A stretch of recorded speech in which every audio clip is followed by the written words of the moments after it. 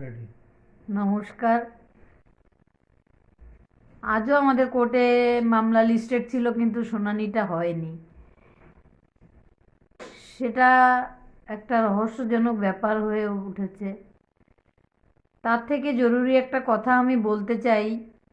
কয়েকদিন ঘোরাফেরা করছে একটা মূর্তি, সেটা নাকি অভয়ার অবয়ব বানানো হবে। আমি আমার মেয়ের মা হিসাবে এটা কখনো চাইবো না। আর যারা এসব মূর্তি টুর্তি বানাবেন বা কিছু, প্লিজ একবার আমাদের কাছ থেকে একটু অনুমতি নেবেন। আমি কাউকে ছোট করে বা অসম্মান করে কিছুই বলতে চাই না, কারণ সবাইকে আমাদের দরকার, আন্দোলনটা করতেই হবে। আর সেটা বড়সড় আকারের আন্দোলন করতে হবে। আসুন না, আপনারা সবাই মিলে হাইকোর্টে আমরা বিচারপতিকে অ্যারেস্ট করি। ঘেরাও করি, অ্যারেস্ট করি। বিচারপতিকে বা কোর্ট থেকে বেরোতে দেব না, এরকম একটা করি। সবাই মিলে আসুন। যেহেতু আমাদের শুনানি হচ্ছে না, আমরা গিয়ে বসে থাকছি, লিস্টেড হচ্ছে মামলা, মেনশন নিচ্ছেন না, তাহলে কি বলতে চান তারা? আমাদের তো বলছেন না। তো সবাই মিলে আমরা সেটা শুনি।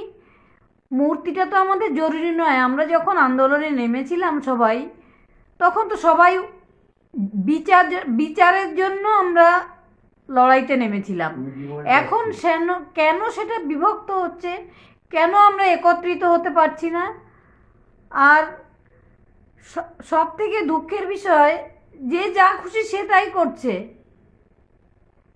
আমরা আমার মেয়েকে হারিয়ে, যেমন বাবা মা হারালে ছেলে মেয়ে অনাথ হয়ে যায়, আমরা কিন্তু ঠিক ওকে হারিয়ে অনাথই হয়ে গেছি। মনে হয় যেন ওই ঘুরছি। আমার মেয়েটা যদি খুব মেধাবী না হতো, আমরা তো পারতাম না তাকে এখানে আনতে, তাহলে হয়তো আমাদের ওই কোর্টরুমে যেতে হতো না। তাই মূর্তি যদি হবে, যখন আমরা ওর নিজস্ব নাম পরিচিতি সব কিছু ঠিকঠাকভাবে করতে পারবো। আমরা তো এখন ওর আসল নামটাও নিতে পারি না। এতদিনে তো ভুলেই গেছে আমার মেয়ের আসল নাম কি।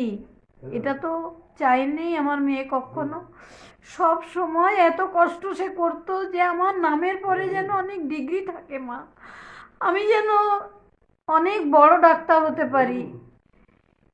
এটাই তার জীবনের সংকল্প ছিল, এটার জন্যই তার এত রাত জাগা ছিল।